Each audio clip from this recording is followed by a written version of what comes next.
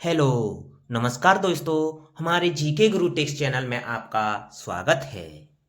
आज हम आपके लिए बहुत ही महत्वपूर्ण वीडियो लेके आए हैं दोस्तों।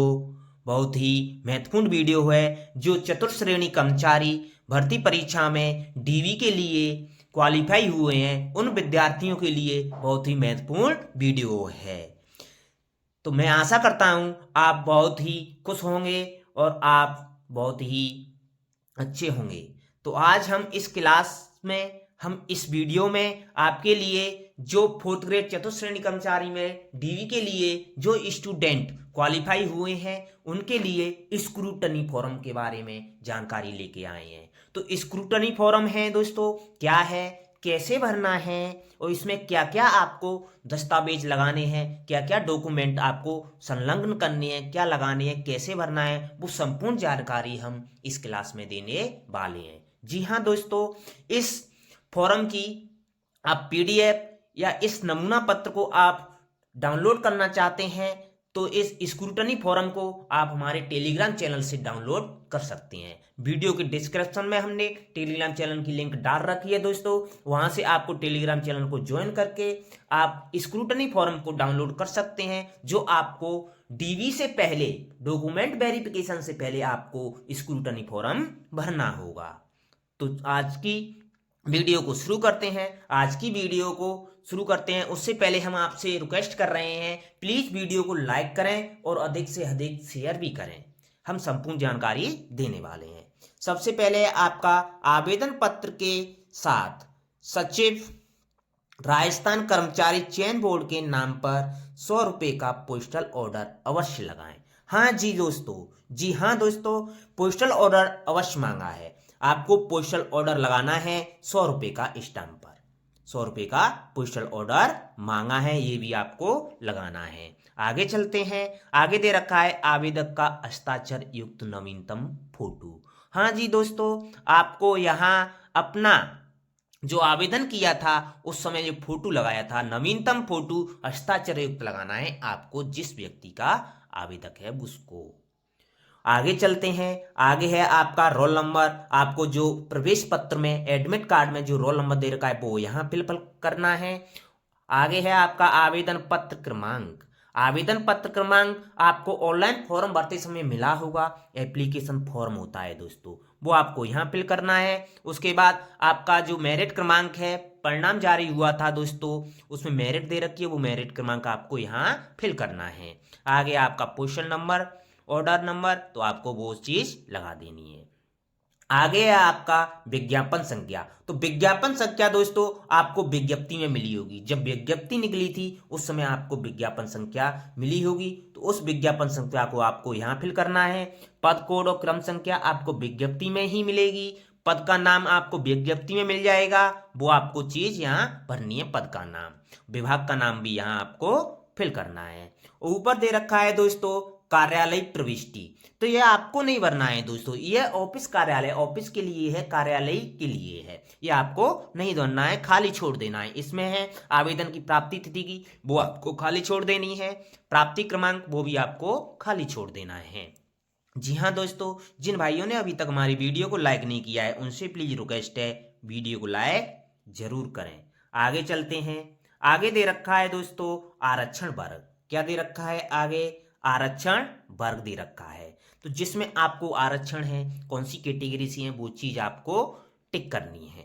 तो आप सामान्य वर्ग से हैं दोस्तों, सामान्य वर्ग से हैं तो आपको यहाँ टिक करना है। आर्थिक रूप से कमजोर हैं, आपको ईडब्ल्यूएस से हैं तो आपको इस पर टिक करना है।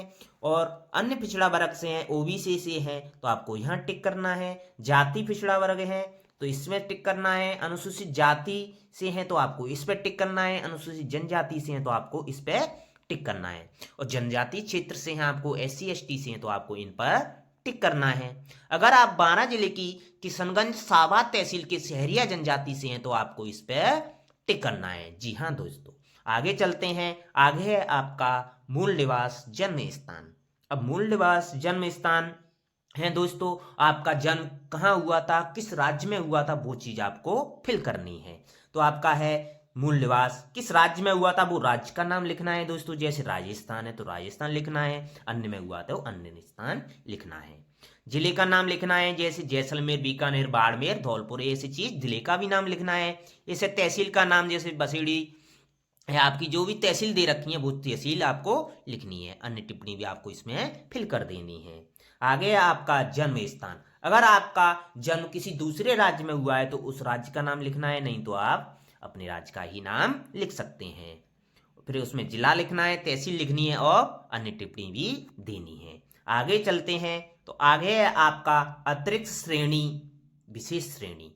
आवेदक संबंधित फॉर्म में हाँ अंकित करें, शेष कॉलम में क्रॉस चिन्ह अंकित करें। अगर आपको अतिरिक्त श्रेणी है आपके लिए तो आपको उस पर टिक करना है, हाँ लिखना है, और नहीं है तो आपको क्रॉस का निशान लगाना है। जिसको भी देखते हैं दोस्तों, इसमें दे रखा है आपका अतिरिक्त श्रेणी में तो महिला है दोस्तों, विवाहित है, अविवाहित है, विधवा है, विच्छिन्न विवाह है तो उसके बारे में करना है। अविवाहित है तो इस पर टिक हाँ करना है, नहीं है तो क्रॉस करना है। विवाहित है तो आपको हाँ करना है, नहीं है तो क्रॉस करना है। वो चीजें आपको दे रखा है ऊपर, हाँ करना है और नहीं है तो क्रॉस करना है। विधवा है तो हाँ करना है, नहीं है तो क्रॉस करना है। विच्छिन्न विवाह हुआ है तो उस पर भी हाँ करना है, नहीं है तो क्रॉस करना है। अगर आप विशेष योग्यजन हैं जिसमें आपको दृष्टिहीन, अल्प दृष्टि है तो हाँ करना है, नहीं है तो नहीं लिखना है। अगर मूक बधिर है तो आपको हाँ करना है, नहीं है तो क्रॉस कर देना है। अस्थि विकृत एलडीसीपी में है तो आपको हाँ करना है, नहीं है तो आपको क्रॉस कर देना है। अगर आप भूतपूर्व सैनिक हैं तो हाँ कर देना है, नहीं तो आपको क्रॉस कर देना है। उत्कृष्ट खिलाड़ी हैं तो आपको हाँ कर देना है, नहीं तो क्रॉस कर देना है। एनसीसी आपको सर्टिफिकेट है तो हाँ कर देना है, नहीं है तो क्रॉस कर देना है। एमआई वो भी आपको कर देनी है। अगर राज्य सेवा के कर्मचारी हैं तो हाँ कर देना है, नहीं है तो आपको क्रॉस कर देना है। पंचायती राज सेवारत कर्मचारियों के लिए दोस्तों, जो पहले से सरकारी कर्मचारी हैं, जो जॉब में लगे हुए हैं, उनके लिए है सेवा में। सरकारी कर्मचारी हैं तो राज्य सेवा कर्मचारी हैं तो इसमें लिखना है आपको राज्य पंचायती राज सार्वजनिक निगम, उसके बाद किस विभाग में है वो चीज लिखनी है। विभागीय कर्मचारी लिखना है, इसमें किस विभाग में है। अराजपत्रित कर्मचारी के बारे में भी देना है और मंत्रालय कर्मचारी के बारे में भी देना है, ये बारे में देना है। आगे चलते हैं दोस्तों। जी हाँ, आगे दे रखा है आपका आवेदक का पूरा नाम। तो आवेदक का पूरा नाम दे रखा है, जिसमें है आपको आवेदक का पूरा नाम हिंदी में लिखना है। आपको अपना नाम, जैसे किसी का नाम है तो वो अपना पूरा नाम लिखना है, इसमें पूरा नाम। ऐसे अमित कुमार है तो आपको अमित कुमार लिखना है। फिर अंग्रेजी में ब्लॉक लेटर में भी आपको यहाँ लिखना है अपना नाम।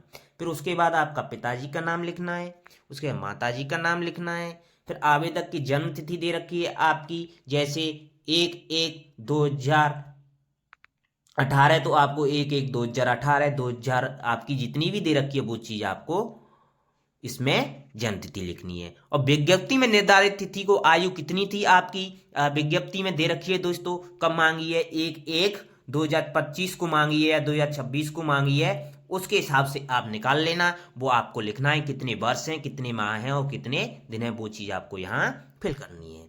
आगे आपका नागरिकता, आप भारतीय हैं तो भारतीय करना है, अन्य है तो अन्य करना है। धर्म आपको लिखना है हिंदू, मुस्लिम, सिख, ईसाई, जो भी धर्म है आपका वो चीज करनी है। अब इसमें देना है आपको वैवाहिक स्थिति के बारे में विवरण। तो वैवाहिक स्थिति, अब अविवाहित हैं तो इस पे करना है, अविवाहित हैं तो इस पे, विवाहित हैं तो इस पे, नहीं तो इसको खाली छोड़ देना है, क्रॉस लगा देना है। विच्छिन्न विवाह परित्यक्ता है तो इस पे, नहीं तो खाली छोड़ देना है। विधवा है तो क्रॉस करना है, नहीं तो हाँ कर देना है। विधुर है तो यस कर देना है, नहीं तो नहीं। पुनर्विवाहित है तो हाँ, तो नहीं तो नहीं। आगे चलते हैं दोस्तों। जी हाँ, बहुत ही महत्वपूर्ण जानकारी है दोस्तों। जी हाँ, जिन भाइयों ने अभी तक हमारी वीडियो को लाइक नहीं किया है उनसे प्लीज रिक्वेस्ट है, वीडियो को लाइक जरूर करें। अब आगे चलते हैं। आगे दे रखा है विवाह का विवरण। अगर विवाह होने की स्थिति में, अगर आप विवाहित हैं तो आपको भरना है, नहीं है तो आपको नहीं भरना है, खाली छोड़ देना है। और पति पत्नी का नाम, वो चीज आपको लिखनी है। विवाह की तिथि लिखनी है, विवाह का स्थान भी लिखना है, पंजीयन संख्या भी लिखनी है, जो आपको विवाह पंजीयन लगाना है वो चीज आपको लिखनी है। विवाह पंजीयन स्थान लिखना है, विवाह पंजीयन कहाँ से बना है, पंजीयन अधिकारी का भी नाम इसमें लिखना है दोस्तों। अब आपको विवाह हुआ है तो आपको संतान होगी, संतान नहीं होगी तो वो आपको वो चीज भरनी है तो भरना है, नहीं है तो खाली छोड़ देना है, जीरो कर देनी है। इसमें दे रखा है जीवित पुत्र पुत्री का नाम, इसमें लिखना है। जन्म दिनांक भी लिखनी है, वो आपको वो चीज लिखनी है, आपके कितने पुत्र पुत्री हैं, जन्म विवाह संतान है या नहीं है, वो चीज आपको इसमें फिल करनी है। आगे है आपका कुल संतान संख्या, 1/6/2002 से पूर्व कितनी है और 1/6/2002 के बाद आपकी कितनी संतान है। अब नहीं है तो जीरो, खाली छोड़ देना, जीरो लिख देना, और है तो आपको लिख देना है 1/6/2002 से पहले कितनी थी और 1/6/2002 के बाद कितनी है। जी हाँ दोस्तों, आगे चलते हैं। आगे है आपका 11 नंबर, बहुत ही महत्वपूर्ण है दोस्तों, पत्र व्यवहार का पता। तो पत्र व्यवहार का पता भी लिखना है 11 नंबर में। आपका अपना पोस्टल ऑर्डर नंबर भी, आप किस डाक विभाग से किस जगह से हैं वो आपको अपना स्थायी पता लिखना है। स्थायी पता इसमें आपको निवास करना है, यहाँ भी आपको स्थायी पता द्वारा भी लिख देना है। आप पत्र व्यवहार कहाँ मंगाना चाहते हैं वो लिखना है, और स्थायी पता भी आपको लिख देना है, आप कहाँ के निवासी हैं वो चीज़ अपना पूरा पता पिन कोड सहित। अब आगे चलते हैं दोस्तों, ये बस सबसे महत्वपूर्ण है दोस्तों, ये बहुत ही महत्वपूर्ण है जानकारी दोस्तों, ये आपके लिए इंपोर्टेंट है दोस्तों। शैक्षणिक योग्यता, तो शैक्षणिक योग्यता में आपके पास जो भी है शैक्षणिक योग्यता, BA MA 10th 12th graduation, जो भी है B.Ed M.Ed जो कुछ भी है वो सभी क्वालिफिकेशन आपको लगानी है शैक्षणिक योग्यता में, सभी चीज आपको भरनी है। जी हाँ दोस्तों, देख सकते हैं पहले है आपका मैट्रिक, हाई स्कूल है, सेकेंडरी, तो इसमें परीक्षा जो उत्तीर्ण की है उसका नाम लिखना है। ऐसे हाई स्कूल 10th है तो 10th लिखनी है आपको। प्राप्तांक कुल अंक है, अब आपके ऐसे प्राप्तांक है आपका 600 का, तो 600 में से आपने कितने प्राप्त किए हैं, 400 प्राप्त किए हैं, 400/600 ऐसे आपको लिखना है। अब आपका प्राप्तांकों का प्रतिशत आपकी कितनी परसेंट है, 70% है, 72% है या 60%, जो भी है वो आपको इसमें फिल करना है।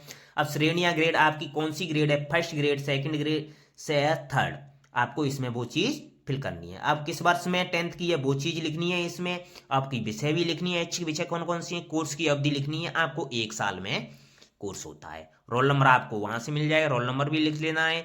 विश्वविद्यालय बोर्ड है, विश्वविद्यालय का नाम भी लिखना है, जैसे बोर्ड है आपका RVSC है तो BSER लिख देना है, RVSC लिख देना है। रोल नंबर आपको, रोल नंबर क्रमांक भी वहां से लिख देना है। अब आपका अगले हायर सेकेंडरी या सेकेंडरी 12th की लगानी है दोस्तों, यहाँ भी आपको जो चीज फिल है वो चीज आपको भर देनी है, जैसे जैसे आपको पूछा है। इसका स्नातक है, BA है, MA है, MCOM है, वो चीज आपको यहाँ फिल कर देनी है, वो सभी स्नातक।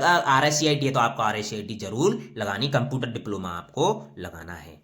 अब आपका आगे इंटर्नशिप, अब इंटर्नशिप है दोस्तों, आपकी इंटर्नशिप है तो भर देना है, नहीं है तो आपको खाली छोड़ देना है। ये भी आपको रजिस्ट्रेशन विवरण है, यदि है तो आपको भरना है, नहीं है तो आपको नहीं भरना है। रजिस्ट्रेशन विवरण जिसमें मेडिकल है, पैरामेडिकल काउंसिल है, राजस्थान नर्सिंग काउंसिल है, जो चीज है आपको भरना है, नहीं है तो आपको खाली छोड़ देना है। जैसे संस्था का नाम आपको रजिस्ट्रेशन विवरण दे रखा है मेडिकल पैरामेडिकल से, तो आपको भरना है, नहीं तो खाली छोड़ देना है।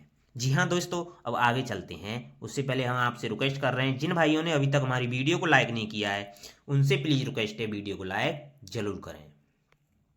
आगे है आपका बहुत ही महत्वपूर्ण जानकारी, पद हेतु आवश्यक अनुभव प्रमाण पत्र। अब अगर आपके पास अनुभव प्रमाण पत्र है तो आपको लगाना है, कोई अनुभव प्रमाण पत्र नहीं मांगा था तो इसलिए आपको कुछ भी नहीं भरना है, खाली छोड़ देना है तो आपको लगा देना है तो आपको लगा देना है।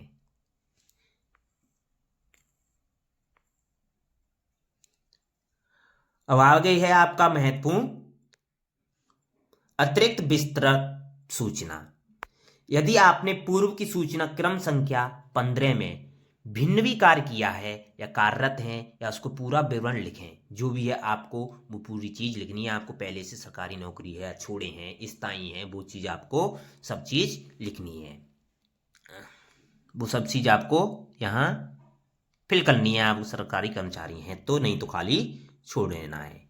जिसमें दे रखा है आपका यदि आप विज्ञापन के अनुसार अधिकतम आयु सीमा में छूट चाहते हैं, जैसे ओबीसी वाला है उसने छूट ले लिया आयु में, वो चीज आपको लिखनी है। तो प्रमाण पत्र सहित प्रावधान का उल्लेख करें जिसके अंतर्गत आप आयु छूट लेना चाहते हैं, वो चीज लिखनी है। और संलग्न संख्या भी आपको लिखनी है। यदि आपने अन्य कोई विशेष योग्यता, अनुभव, पुरस्कार, पद, विजय चिन्ह प्राप्त किए हैं उसके बारे में लिखना है दोस्तों, और वो आपको संलग्न संख्या भी लिख देनी है। यदि आपने कोई शोध किया है तो आपको कोई पुस्तक या शोध पत्र प्रकाशित किया है तो उसके बारे में लिखना है, और अपनी संलग्न संख्या भी लगा देनी है। आगे है दोस्तों, आगे दे रखा है आपका, यदि आपको कभी आयोग या बोर्ड द्वारा दंडित किया गया है, पदच्युत किया गया है, ब्लैकलिस्ट किया गया है या विवर्जित किया गया है तो परीक्षा का नाम, वर्ष, उसके कारण उल्लेख लिखें। आपको कभी दंडित किया गया है बोर्ड द्वारा, या आपको नकल करते हुए पकड़ा गया है, वो चीज आपको इसमें लिखनी है। विभाग का नाम लिखना है, पद का नाम लिखना है, वर्ष लिखनी है, वो चीज आपको लिखनी है, नहीं तो आपको खाली छोड़ देना है। आगे है बहुत ही महत्वपूर्ण जानकारी दोस्तों, ये आपके लिए इंपोर्टेंट है। नीचे नीचे है दोस्तों, वो आपके लिए बहुत ही इंपोर्टेंट दे रखा है कि आवेदक द्वारा शपथ युक्त घोषणा। अब आवेदक के द्वारा जो शपथ ली जाएगी उसके बारे में घोषणा है। तो इसमें दे रखी है दोस्तों शपथ, उसके बारे में आपको देख लेना है। वो शपथ लगानी है कि मैं एतद द्वारा शपथ पूर्वक घोषणा करता हूं या करती हूं कि आवेदन पत्र की सभी प्रविष्टियां व संलग्न अभिलेख मेरी व्यक्तिगत जानकारी और विश्वास के अनुसार सत्य एवं संपूर्ण है। ये चीज आपको इसमें पढ़ लेनी है। इसमें मैंने अपने कार्यालय विभाग के अध्यक्ष को लिखित रूप में सूचित कर दिया है कि मैं इस पद या परीक्षा के लिए आवेदन कर रहा हूं या रही हूं। यदि मैं घोषणा करता हूं या करती हूं कि दिनांक 1/6/2002 को या उसके पश्चात 2 या 2 से अधिक संतान है या नहीं है, वो चीज आपको लिख लेनी है। अगर लागू ना हो तो उसे काट देना है। जैसे लागू नहीं है, संतान है नहीं है तो इसको काट देना है, नहीं है तो इस पर टिक कर देना है। ऐसे करना है दोस्तों। यहाँ आपका स्थान लिखना है, यहाँ आपकी डेट लिखनी है, यहाँ आवेदक के हस्ताक्षर करने हैं। जी हाँ दोस्तों, यहाँ आपको हस्ताक्षर करने हैं। आगे चलते हैं दोस्तों, आगे है आपका बहुत ही महत्वपूर्ण संलग्न सूची प्रपत्र 2।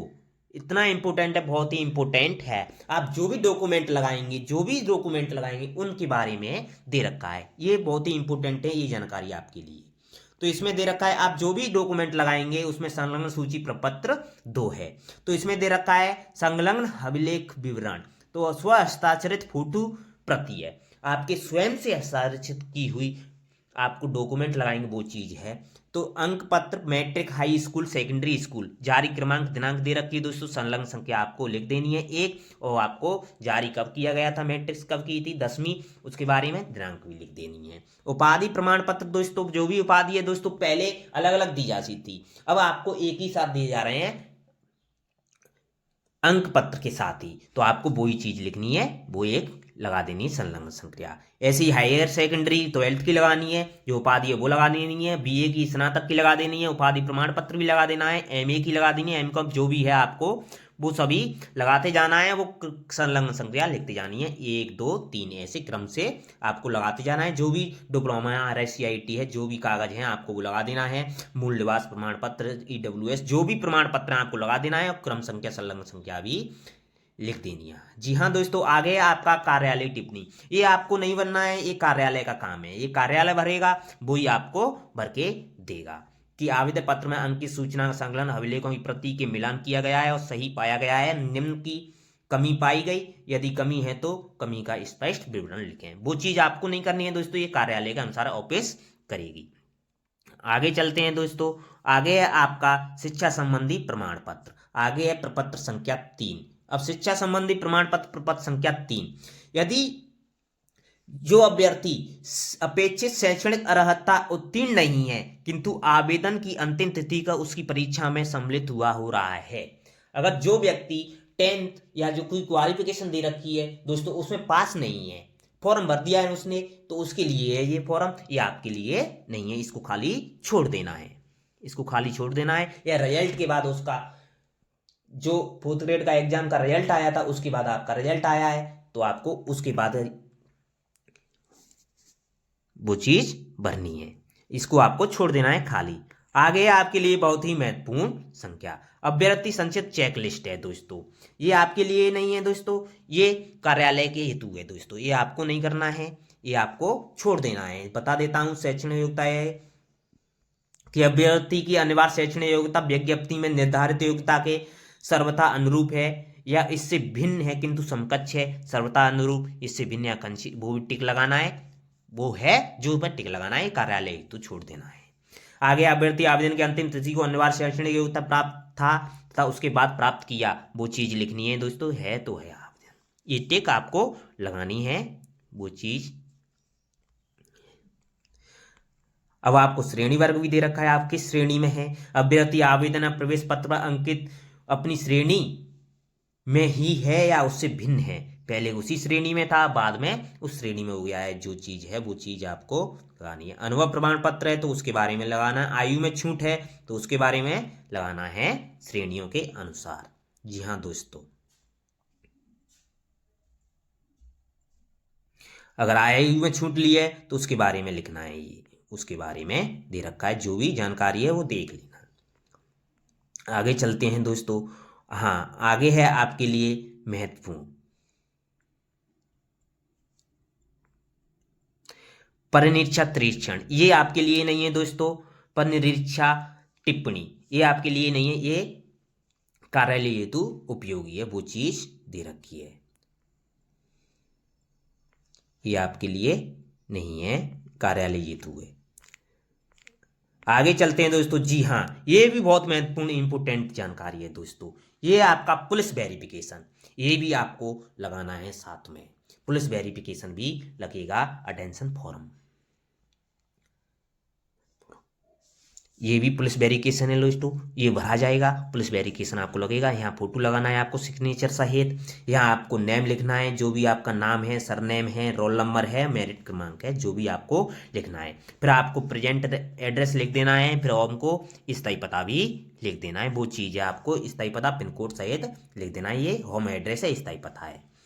फिर आपको लिख देना है कि आपको क्या क्या रेजिडेंसी है, कहाँ के निवासी हैं, वो चीज़ फादर के बारे में लिख देनी है, जो भी है नेशनलिटी है, फादर मदर इंडियन कहाँ के हैं, वो चीज़ आपको करनी है। ये पुलिस वेरिफिकेशन है दोस्तों, ये भी साथ में लगेगा। जी हाँ, जी हाँ दोस्तों, ये पुलिस वेरिफिकेशन है, ये सभी आपको लगाने हैं फॉर्म भरते समय। जी हाँ दोस्तों, ये 12 नंबर पेज का स्क्रूटनी फॉर्म था, जिसमें से आपको स्क्रूटनी फॉर्म में जो चीज़ चाहिए वो चीज़ निकाल लेनी है और बाकी की आपको स्केप कर देनी है। हमने इसको आपके टेलीग्राम चैनल जीके गुरु टेक्स्ट चैनल है आपका, उस पर डाल रखी है दोस्तों, वहां से आप इस स्क्रूटनी फॉर्म को डाउनलोड कर सकते हैं। यह दोस्तों ये दे रखा है आपका सर्टिफिकेट, गजेटेड ऑफिसर के साइन है दोस्तों, ये डेट दो गजेटेड ऑफिसर के सर्टिफिकेट मांगा है दोस्तों, वो चीज़ है आपके लिए, ये भी आपको लगा देनी है। ये था आपका फॉर्मेट पूरा। और सबसे पहले दे रखे हैं दोस्तों, वो दे रखे हैं आपके लिए निर्देश दे रखे हैं दोस्तों, वो निर्देशों के बारे में दे रखा है, कौन कौन से क्या क्या निर्देश हैं, वो सभी जानकारी हैं, क्या क्या जानकारी हैं, वो सामान्य जानकारी आप पढ़ लेना, आप टेलीग्राम चैनल से पढ़ लेना क्या क्या है, कि आवेदन शुल्क कैसे भरना है, क्या करना है, कि अभ्यर्थी अपने 100 रुपये के बिस्तर आवेदन पत्र शुल्क हेतु तदनुरूप पोस्टल ऑर्डर संलग्न करें, वो चीज़ आपको पढ़ लेनी है और देख लेनी है, और आपको फॉर्म वहाँ से डाउनलोड कर लेना है। थैंक यू दोस्तों, आशा करता हूँ आपको क्लास बहुत ही पसंद आई होगी, वीडियो बहुत ही पसंद आई होगी। लाइक करें और अधिक से अधिक शेयर भी करें, और जो भाई इस कंपटीशन एग्जाम की तैयारी कर रहे हैं उनके लिए हमारे जीके गुरु चैनल को सब्सक्राइब करवाएं और चैनल को सब्सक्राइब करें, और हमारे जीके गुरु टेस्ट चैनल से आप अपनी प्रिपरेशन कर सकते हैं। थैंक यू, धन्यवाद, आपका दिन शुभ हो। आशा करता हूँ आपको वीडियो बहुत ही पसंद आई होगी।